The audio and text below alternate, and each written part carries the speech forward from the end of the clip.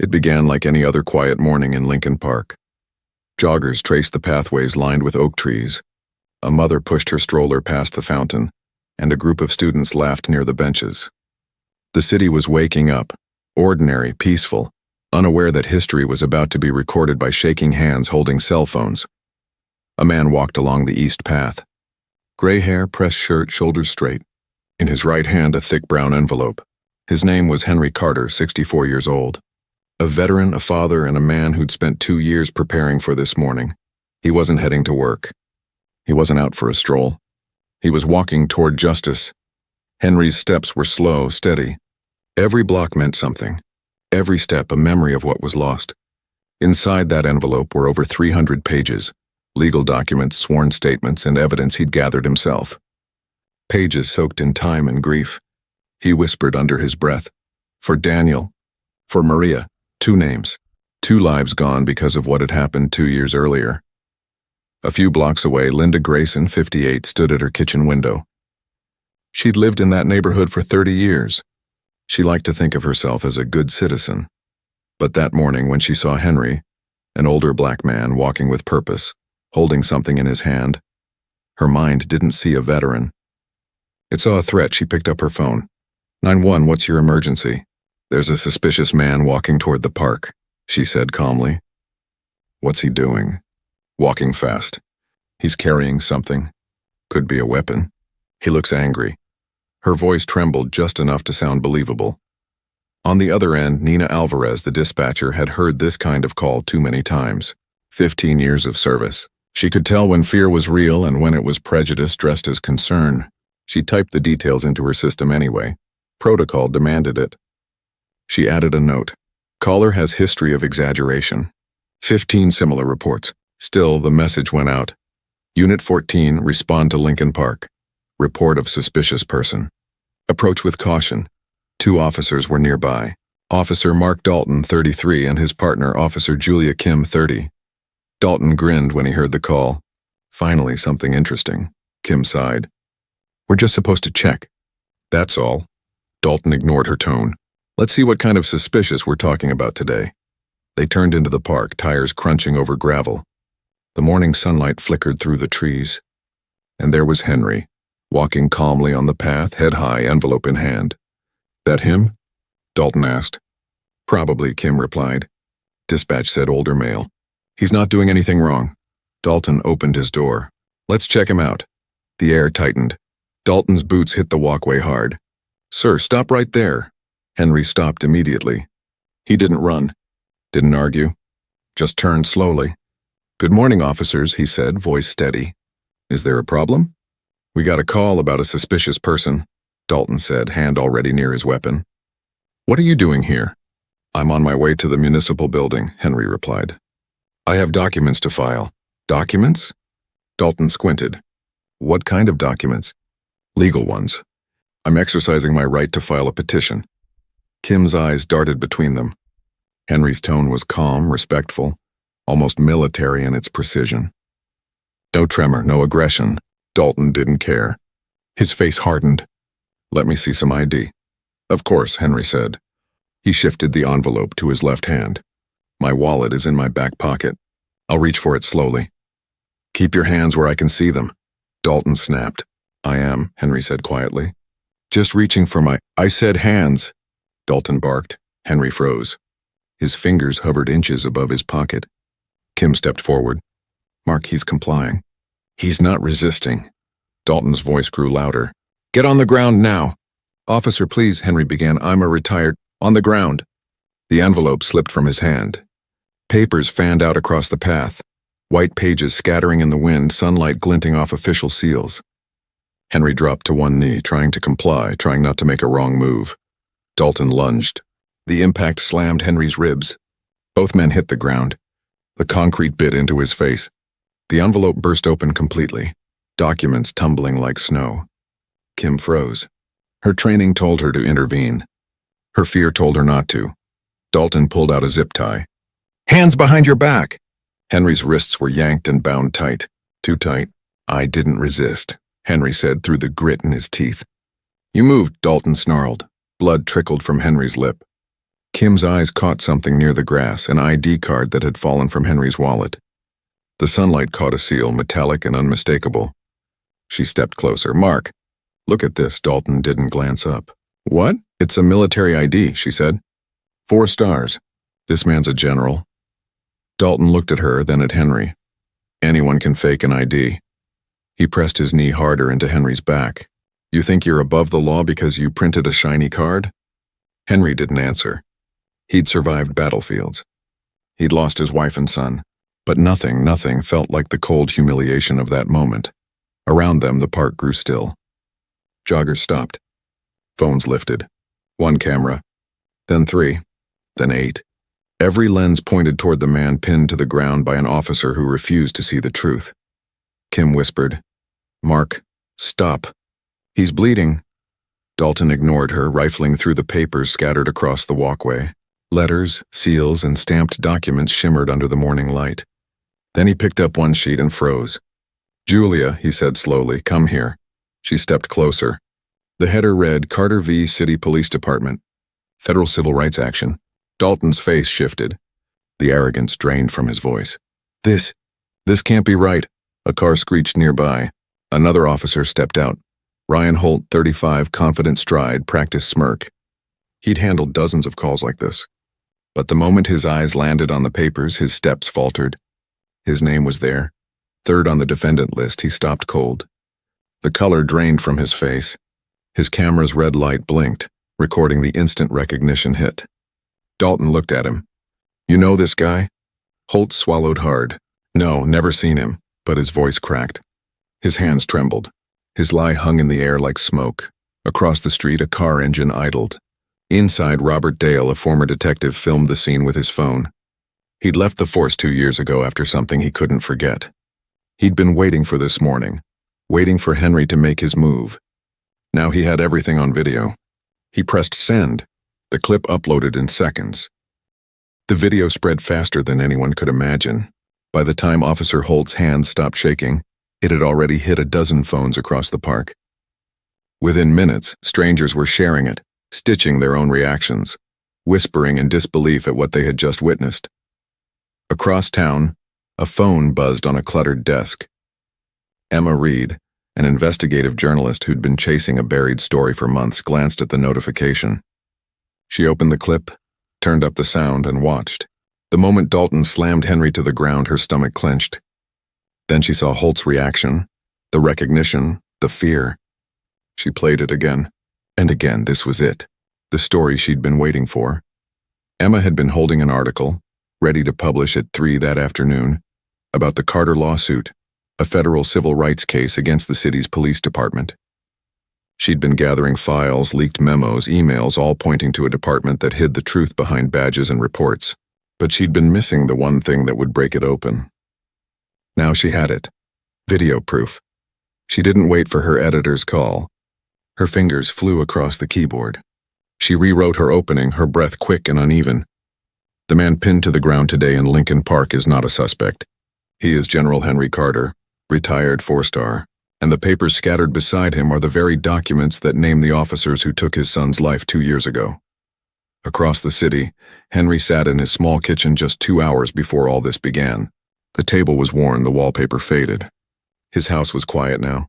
Too quiet since Maria, his wife, passed last spring. He kept her photo near the window, her smile fading from the sun.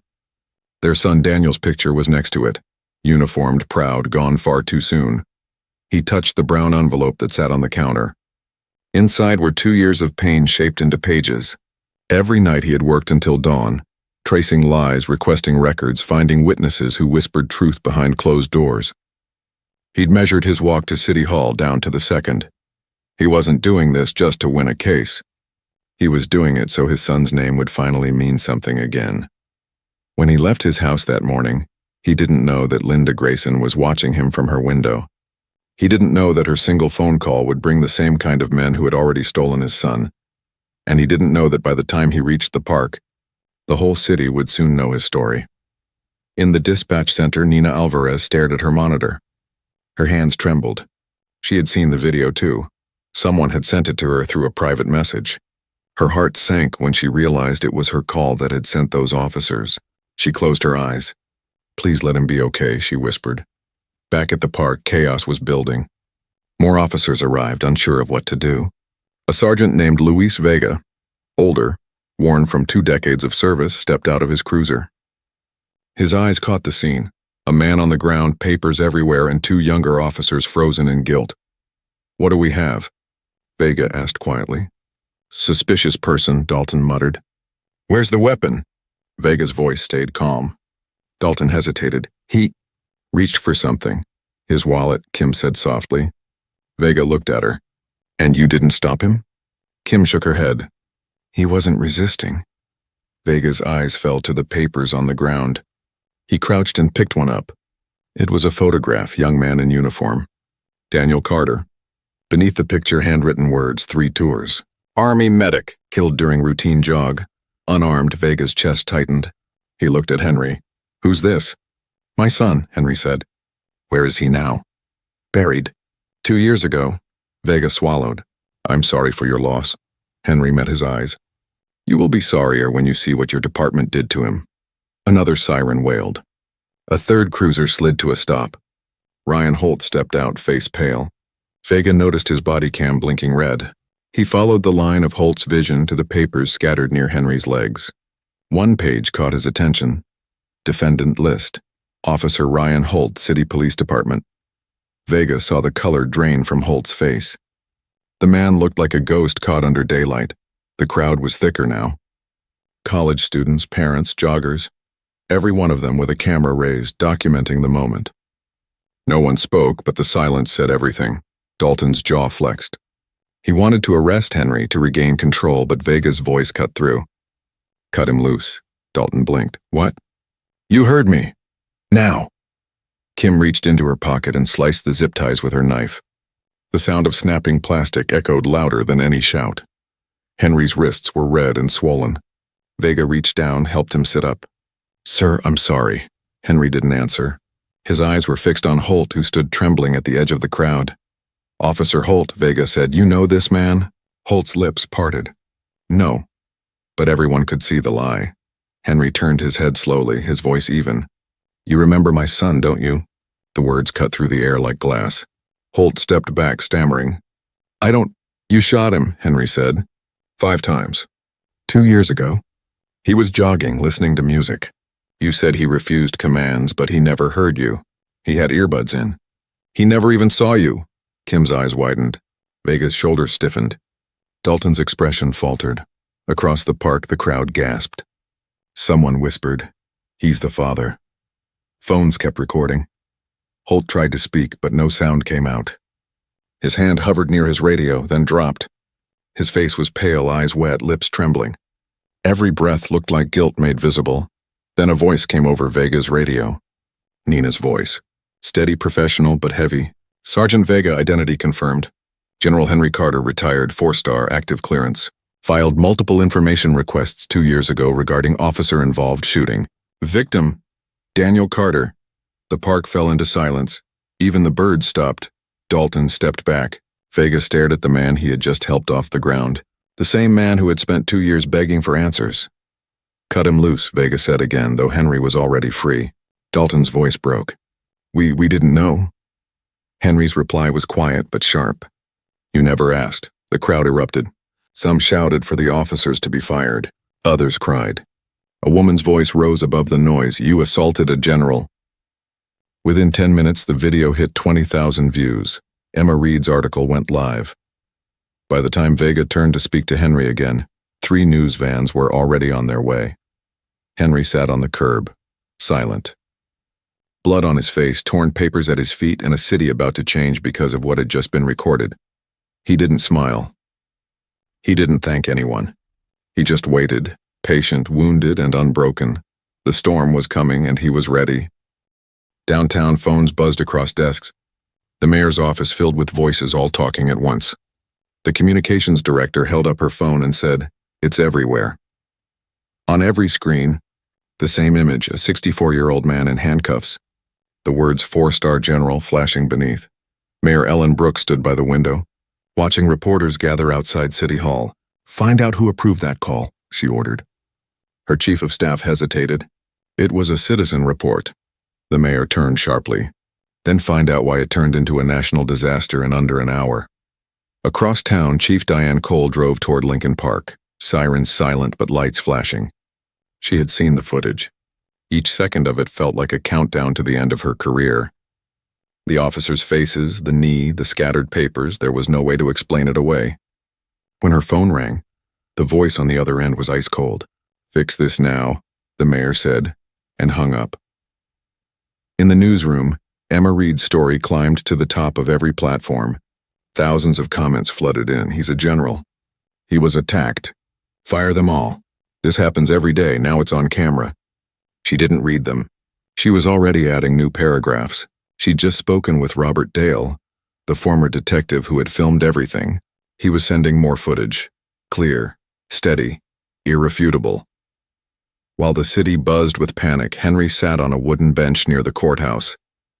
His hand shook slightly from the pain in his wrist. The envelope beside him was torn, papers stained with blood and dirt. He counted the pages. Only a third survived. Still enough. He checked his watch, 10:48. The filing office opened in 12 minutes. He had time. He looked down the street where the park faded into trees. For the first time, the noise of the city reached him. The shouts, the car horns, the rising wave of outrage that carried his name. He exhaled slowly.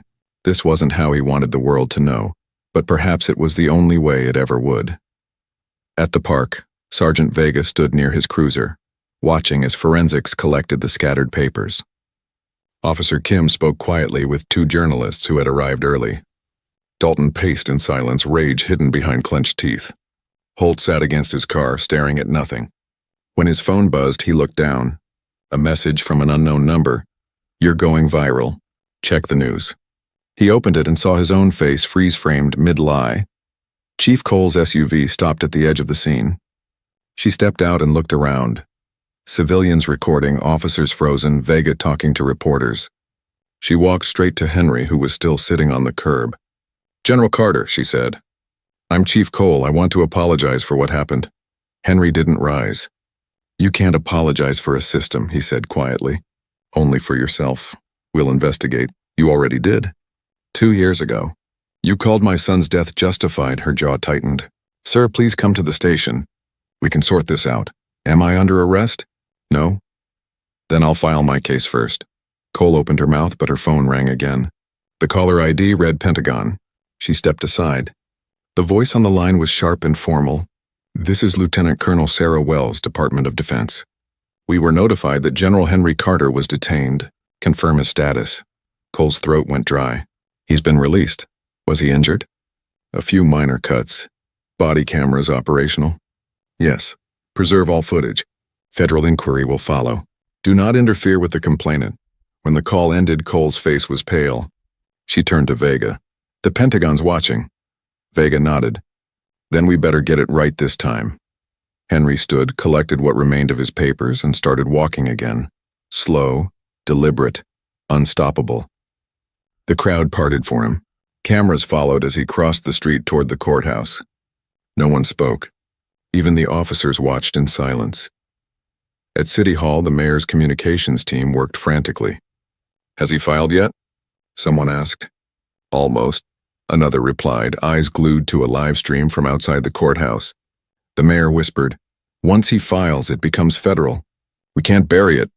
Inside the courthouse, the filing clerk glanced up as Henry stepped forward. "Can I help you?" Henry placed the battered envelope on the counter. "Civil rights complaint.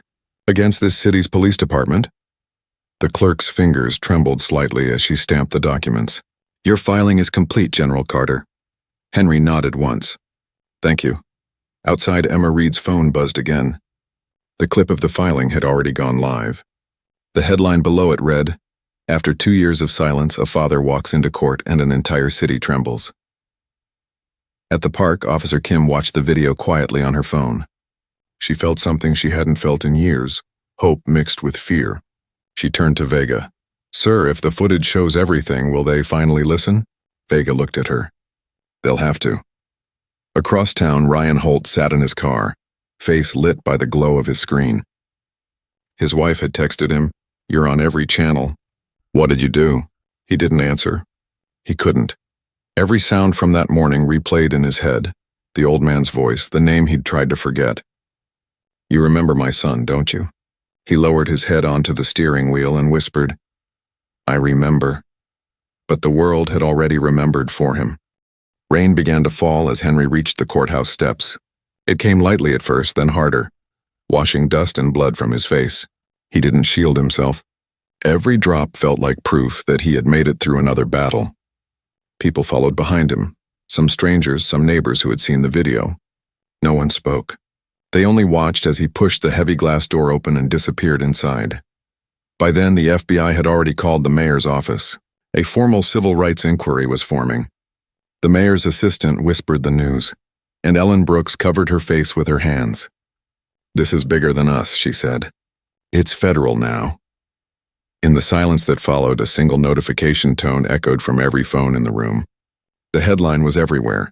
General Carter assaulted by officers while filing lawsuit. At the precinct, panic replaced procedure. Officer Dalton slammed his locker shut. "We followed protocol," he said to no one in particular. Kim sat on the bench, hands clasped. "Protocol doesn't include breaking a man's ribs?" Vega entered and dropped a printed order on the table. "Internal Affairs is here. Body cam data is being seized." Dalton's head snapped up. They can, Vega said quietly. "And they will." In another part of the city, Emma Reed met Robert Dale in a cafe that smelled of burnt espresso. He looked tired, haunted. She pressed the record button on her phone. "You used to work with them," she said. "You knew Daniel Carter's case." Robert nodded slowly. "I was there the night they wrote the first report. I watched them change the wording before it was filed." He slid a small drive across the table. "You'll want this." Emma hesitated. "What is it?" "Everything they buried." That night, Emma's story expanded again. The next update revealed what had been hidden for 2 years. Body cam footage from Daniel's death, edited, clipped, retimed to make it seem justified. The unedited version, stored on a forgotten backup server, showed no warning, no commands, just 5 gunshots in the dark and a young man falling on a jogging path. The public outrage burned hotter. By morning, candlelight vigils lined the park fence. Veterans stood in uniform. Children held signs that read, "For Daniel." The air felt heavy with something new, shame mixed with awakening. Officer Holt hadn't slept. He stared at his reflection in the mirror of his bathroom, the blue of his uniform dull under weak light. His phone vibrated again. Messages from lawyers, union reps, his wife begging him to come home. He ignored them all. The sound that haunted him wasn't the crowd outside his window. It was Daniel's voice from the recording Emma had just released. He'd forgotten what it sounded like, alive, breathing, singing under his breath before the shots.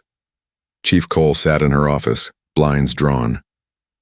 The mayor's call had ended hours ago, leaving behind only the echo of the words, "Career ending bad." She looked at the folder on her desk labeled Carter Case. She'd read it before, every line, every justification. She picked up a pen, hovered it over the page, and then stopped. For the first time, she realized the report didn't make sense because it wasn't supposed to. Kim knocked once and entered. "Chief," she said softly, "there's something you need to see." She held out her phone. On the screen was Officer Kate Miles, live on television. The caption read, "Whistleblower speaks." Kate sat under bright lights, her uniform replaced by a plain gray sweater. Her voice was shaking but clear. "I was there the day Daniel Carter died," she said. "I saw everything. I was told to lie. I was told that if I spoke up, I'd lose my job." The interviewer leaned forward. "Who told you?" Kate swallowed. "My commanding officer, Ryan Holt." The room fell silent. "And now?" the interviewer asked. "Now I'm telling the truth. Because that man in the park, he's been fighting for all of us." Chief Cole exhaled. "That's it," she said. "It's over." The next day, federal agents arrived at headquarters. They wore plain suits and carried sealed folders. One introduced himself as Agent Marcus Hunt, Civil Rights Division. "All case files," he said simply. "All recordings, all communications, all use of force reviews for the past 5 years." Cole nodded and handed him the master key card. She didn't argue. Henry watched the coverage from his small living room. The footage showed agents entering the building he had walked into countless times asking for answers. Now they were there because he refused to give up. The phone rang. It was Emma. "They're opening a full investigation," she said. "You did it." Henry looked out the window at the gray morning. "Not yet," he replied. "Justice isn't a headline." Outside, cars lined the street. Reporters waited near his porch. He opened the door and stepped out slowly. "You want a statement?" he asked. Cameras nodded. "Then listen closely. I didn't do this for revenge. I did it because my son's truth deserved daylight. I did it because silence is the real killer." Somewhere across town, Ryan Holt sat in an interrogation room, pale and shaking, a lawyer whispering in his ear. In another, Dalton signed suspension papers, and in the dispatch center, Nina Alvarez whispered a quiet prayer for the voice she'd sent into danger 2 years ago, and the father who had finally brought it all back. Henry returned inside, sat down, and looked again at Maria's photo on the shelf. "We're getting there," he said softly. "We're finally getting there." The next morning, the doorbell rang. When he opened it, Agent Hunt was standing there with a folder. "General Carter," he said, "we've initiated charges. Deprivation of rights under color of law. We'll need your cooperation moving forward." Henry nodded, eyes steady. "You'll have it." Behind them, the sun was rising. The world outside was still divided, still loud, but something had shifted. People were talking, not in whispers, but in shouts that carried across every street. And somewhere in that noise, Henry heard what he had been waiting 2 years to hear. His son's name spoken not as a case file, but as a story that finally mattered. Weeks passed, but the world didn't quiet down. The case that began on a quiet park path was now unfolding in courtrooms, on news broadcasts, and in homes across the country. Every headline carried Henry Carter's name. Every conversation whispered the same question. How did this happen for so long, and how many others had it happened to? The city police department changed overnight. Federal agents filled its hallways, gathering files, seizing drives, questioning officers who once thought their silence was safety. The old rhythm of the station, the chatter, the coffee, the easy confidence was gone. What replaced it was fear. Ryan Holt arrived for his hearing in handcuffs. Cameras flashed as he walked up the courthouse steps, the same steps Henry had climbed with his envelope weeks before. Inside, he kept his head down, his lawyer whispering, "Don't speak unless asked." But when the judge read the charges, civil rights violations, false statements, obstruction, his voice failed him. The truth was now everywhere, and there was no hiding from it. Officer Dalton's hearing followed. The video of him pressing his knee into Henry's back played on a screen larger than life.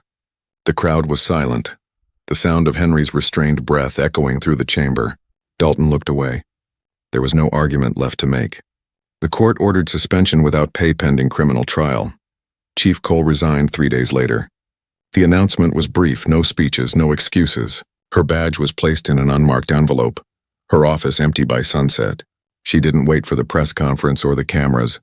She drove away quietly and didn't return.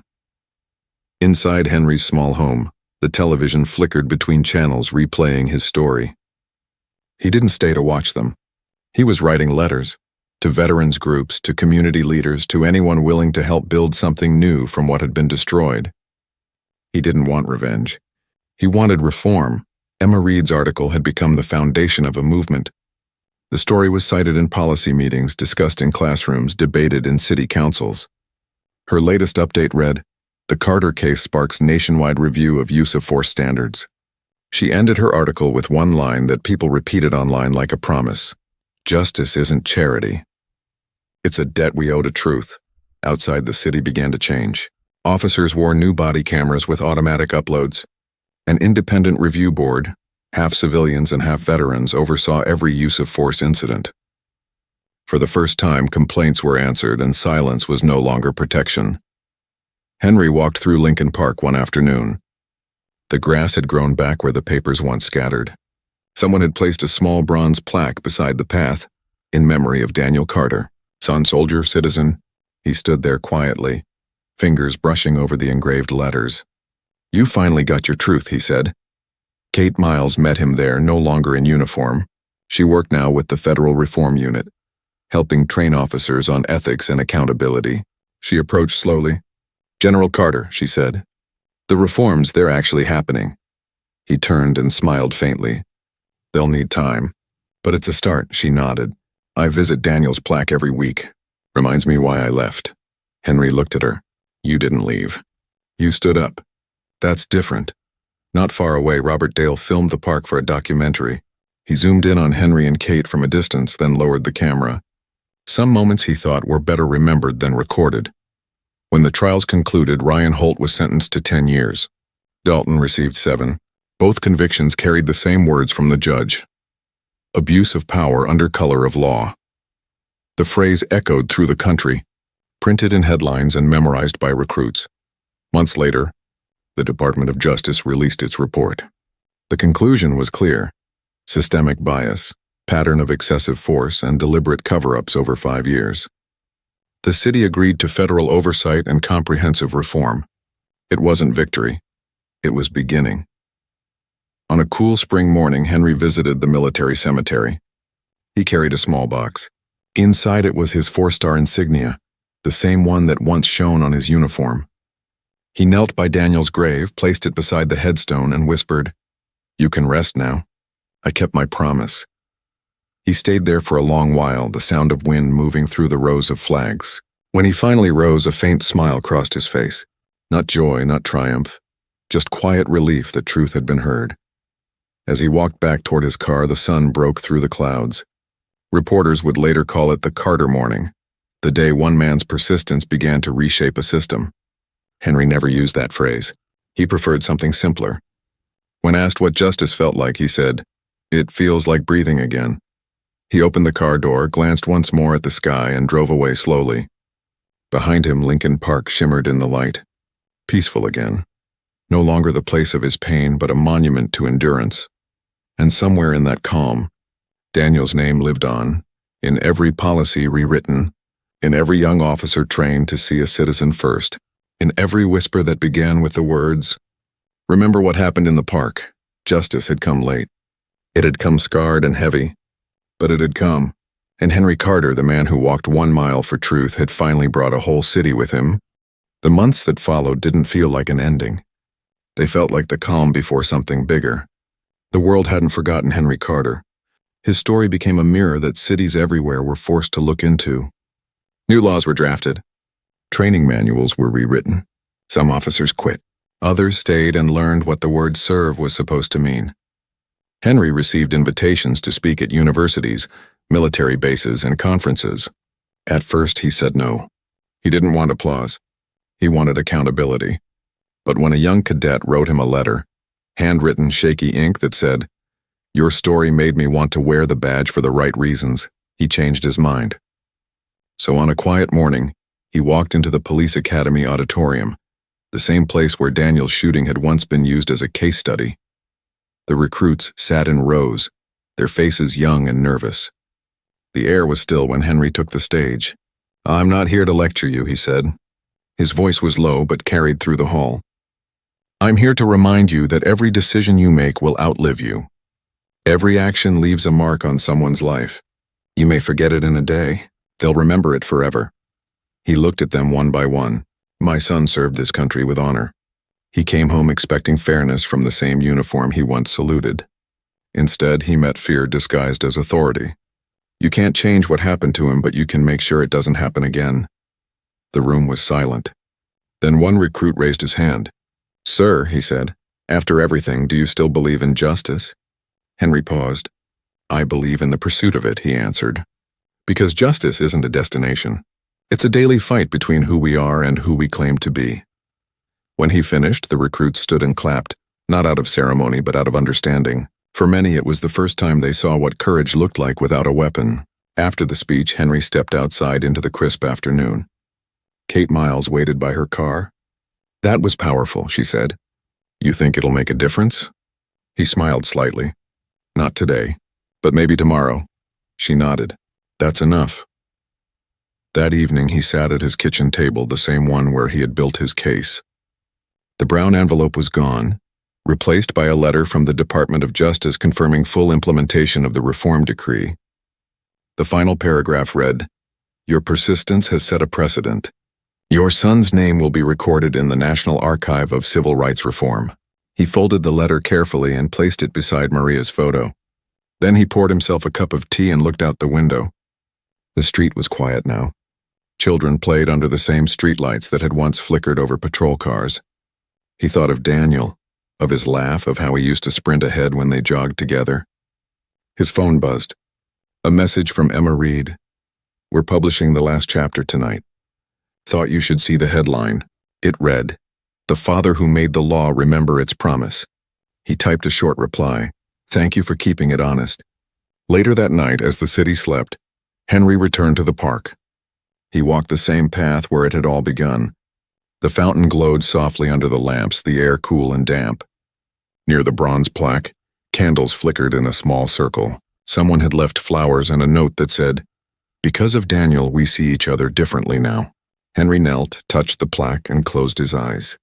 "You see that, son?" he whispered. "You did it. You changed them." Behind him, he heard footsteps. It was Robert Dale, camera hanging at his side. "Didn't think I'd find you here," Robert said. "You always find the truth," Henry replied. Robert smiled. "Mind if I take one last shot?" Henry nodded. Robert raised his camera, but before pressing the button, he asked, "What should I call it?" Henry looked back toward the plaque, toward the trees swaying above it. "Call it what it is," he said. "A beginning." The shutter clicked once. Morning came quietly. The photo of Henry at the park became the final image in Emma's story.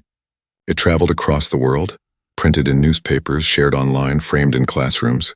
To most people, it was the image of a man who stood alone against a broken system. To Henry, it was simply proof that the truth, once spoken, never dies. He spent his days helping others file their own petitions, guiding families who felt voiceless. He didn't call himself an activist. He called himself a father doing what fathers are supposed to do, protect their children even when the world refuses to. When spring returned, so did the light in his eyes. He planted new flowers near Daniel's grave, wild daisies, Maria's favorite. As he stood there, a warm wind moved through the trees. For the first time in years, it didn't feel heavy. He whispered, "Rest easy, both of you. I'll take it from here." He turned toward the road, shoulders straight, steps slow but strong, the kind of walk that came from surviving everything. Behind him, the flowers swayed, and the sunlight caught the metal plaque until it gleamed brighter than the stars on his old uniform. And for the first time in a long, long time, Henry Carter smiled. Not because the fight was over, but because it would never be forgotten.